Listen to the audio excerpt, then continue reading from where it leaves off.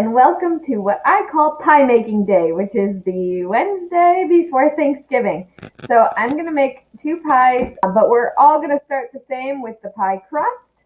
That's what this first part of this video will be, on how to make the pie crust. All right, the first part of making pie crust is to sift your flour. You do need to do this. It is very important, because you need to make sure that you're adding air to the flour. If you don't do this, it will you'll end up with too much flour, and then you'll get a tight and tough dough. Pie crust is very, very finicky when it comes to the dryness that it's supposed to be, so that you get that nice flaky crust that you're looking for. You do sift all of the flour before you measure. So I'm going to finish sifting. I'm going to make sure I have extra, and then we'll start making the. All right, here is all of my sifted flour. Now, what you need to do is measure out your 1.5 cups flour from the sifted flour. You want to make sure that you are lightly scooping that, so that you don't take that air out of the flour you just sifted.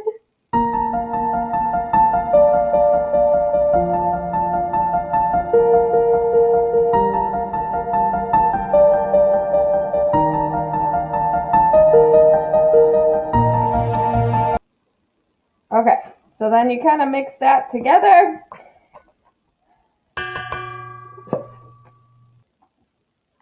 Okay, so for the fat of our pie crust, I use this butter flavored shortening.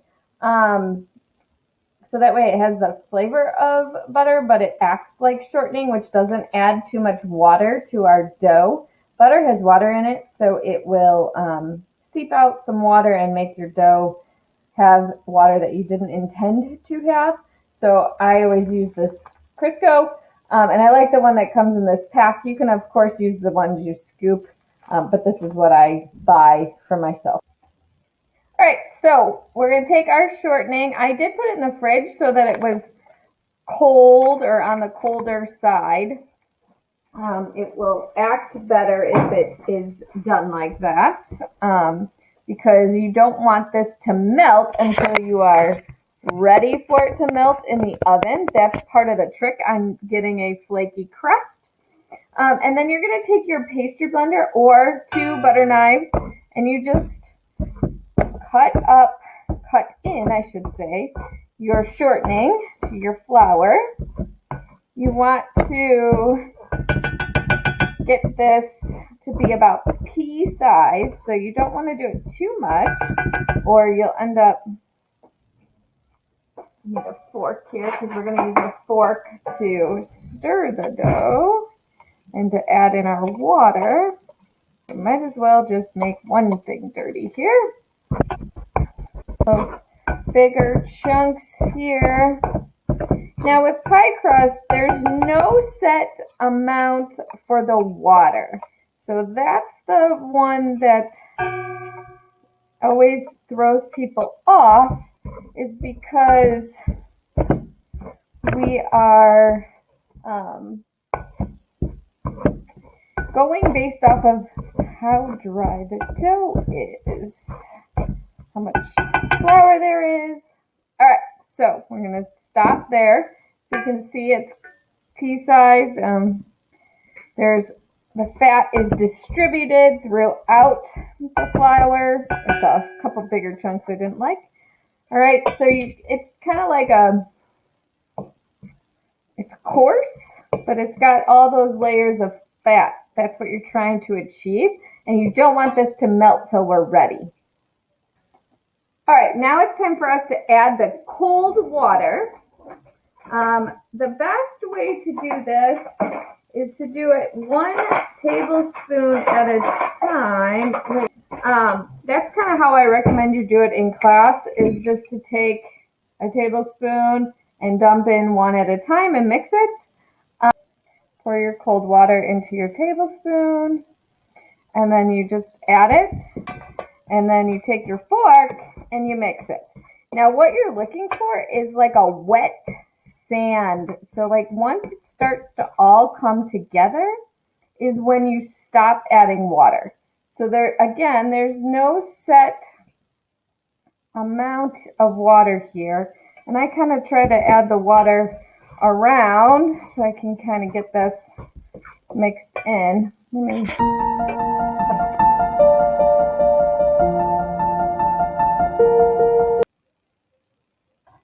All right, that might be it.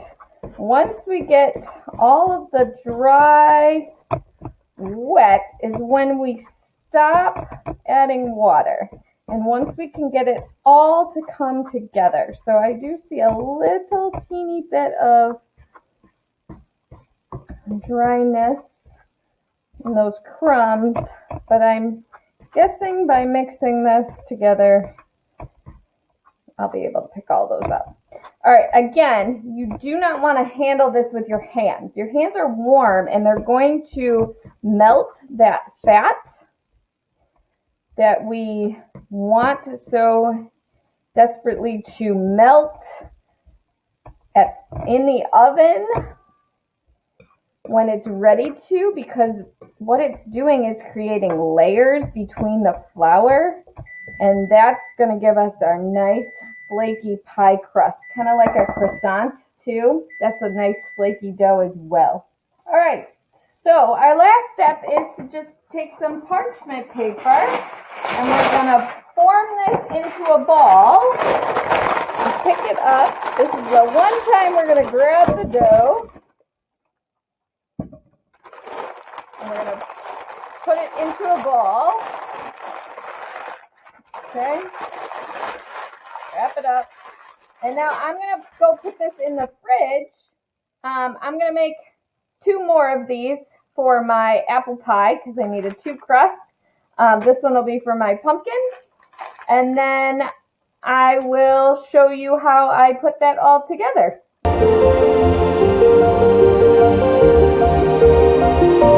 Alright, so it's time for us to start rolling out our dough.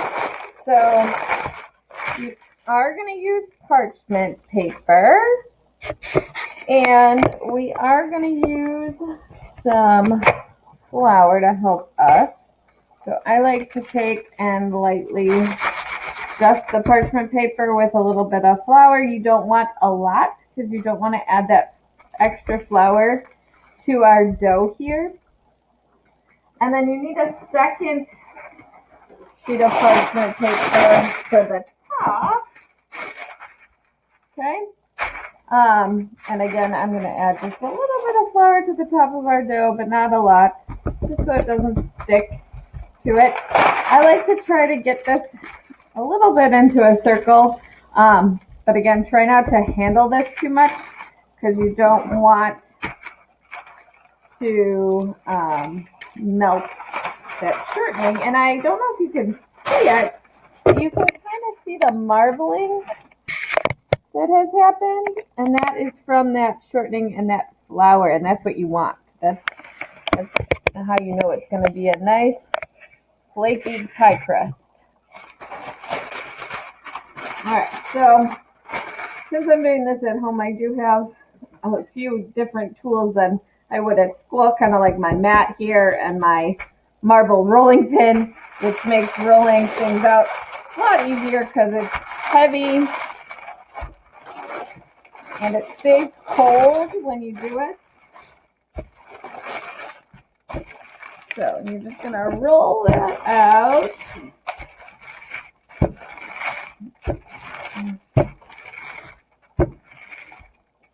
Having a hard time here with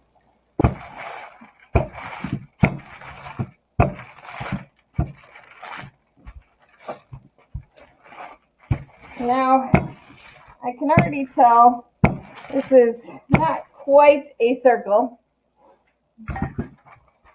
So what I may need to do is peel back this top layer here.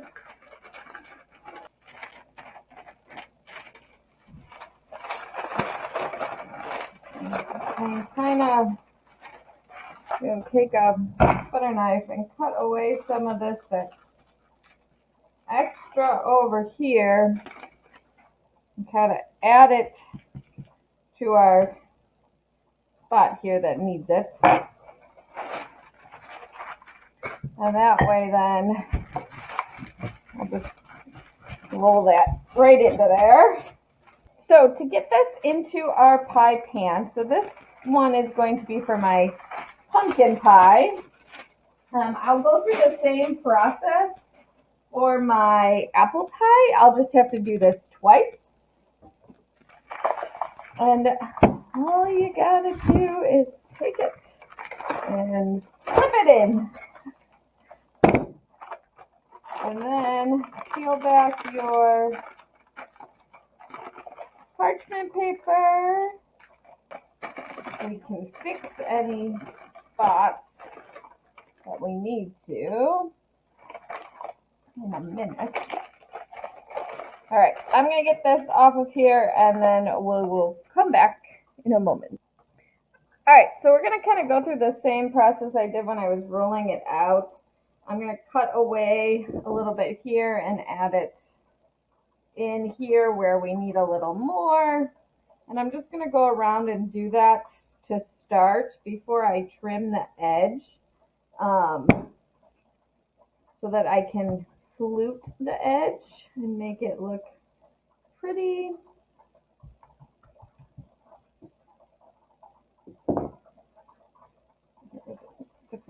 All right, so what I like to do for fluting of the edge is I like to cut away a little just to kind of even it out.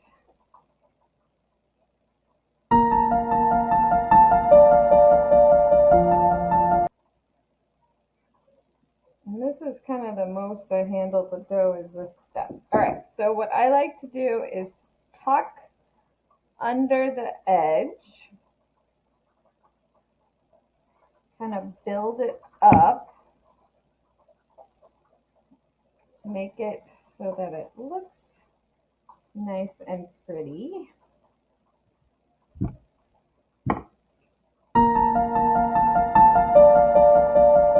For this crust, we are going to have to cook this first after I'm done fluting it, and then we're going to make the filling and then put the filling in and bake more. So I'm just going to take my pointer finger and thumb, and then I go around the edge and I just pinch, and that gives it that nice fluted edge. Now, to prevent this from shrinking, I have something called pie weights. You can also take a little bit of foil and wrap it up. I'm going to actually wrap my pie weights in foil because then it's easier to get the pie weights out of the pie. All right, so there we go. There's our nice fluted edge. We now need a fork so that we can poke the edge so that that's called docking. So we just did that. I'm going to add the pie weights in. I'm going to bake this. Okay,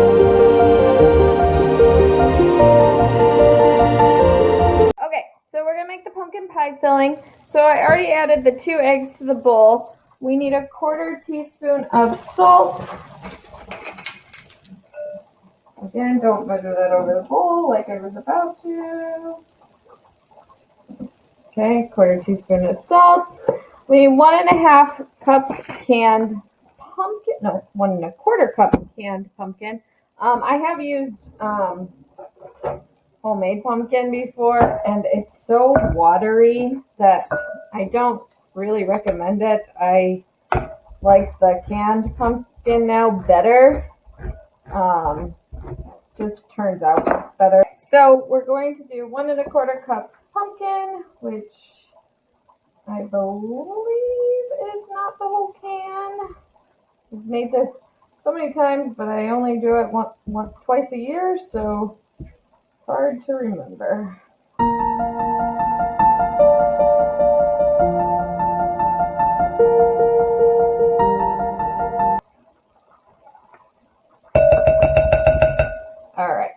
And then almost the whole can, not quite.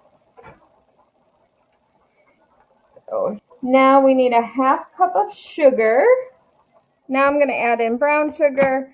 I have to, that's why I'm summarizing just in case. So there's 1 tablespoon. The brown sugar is a little hard all of a sudden. Okay, there's 2. All right, and so now I have a bunch of spices to add. The first being cinnamon. So my recipe has a lot more spices than most people's do. That's why I like this recipe. And that is the last of my cinnamon. All right, next we have cloves. Oops, that's not cloves.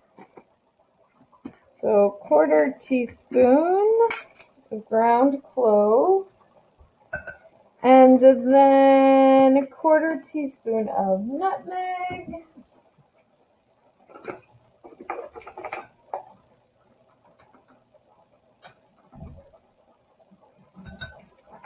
And 1/4 teaspoon of ginger.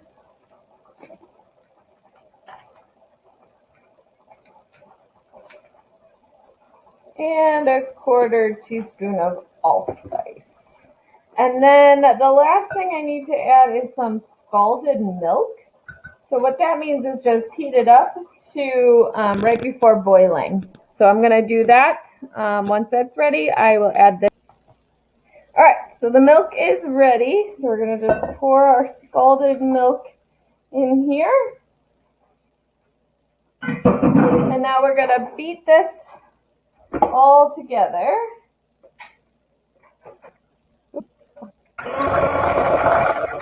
Alright, that's good. Alright, so now we just have to wait for our pumpkin pie to, our pie crust to partially bake. And then we will pour this into the pie and continue baking it. Okay, so I have my partially baked pie crust here. I did use my pie weights to help with shrinking of the crust. So now what we need to do is fill the pie with the pie filling. We're going to put it back in the oven at 425 for 8 minutes. And then without opening the oven, you are going to switch the temperature down to 325, I think it is, and cook it for like 45 minutes. So it's a really long time, but you do that so that the crust doesn't burn, and you want to cook it kind of slowly. So you cook it at a high temperature for a short period, and then you drop the temperature down and cook it for the rest of the time.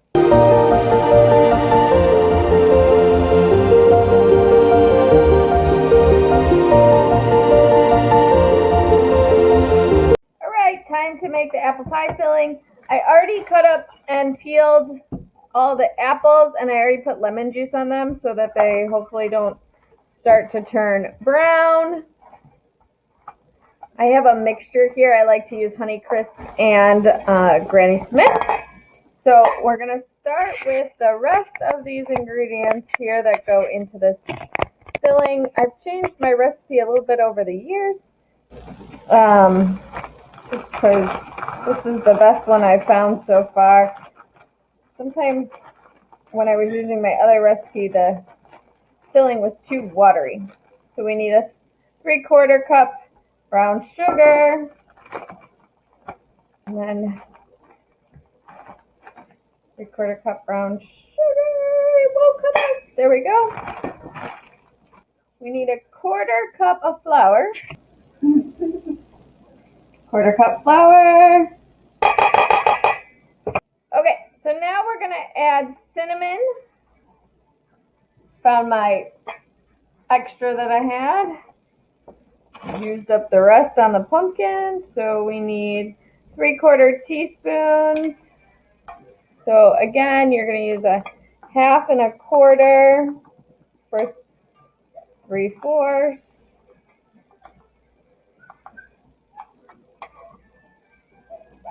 And then a little bit of nutmeg. So I use a quarter of a teaspoon for that.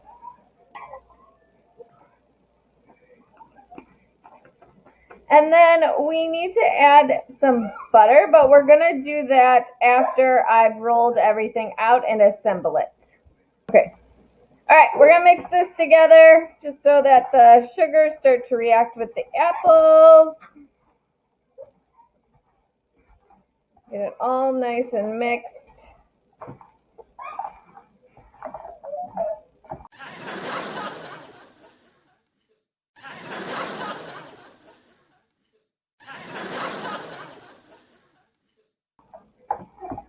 I love when there's extra of these apples. They're so delicious. All right, so again, we're going to roll out both pie crusts and then get this assembled.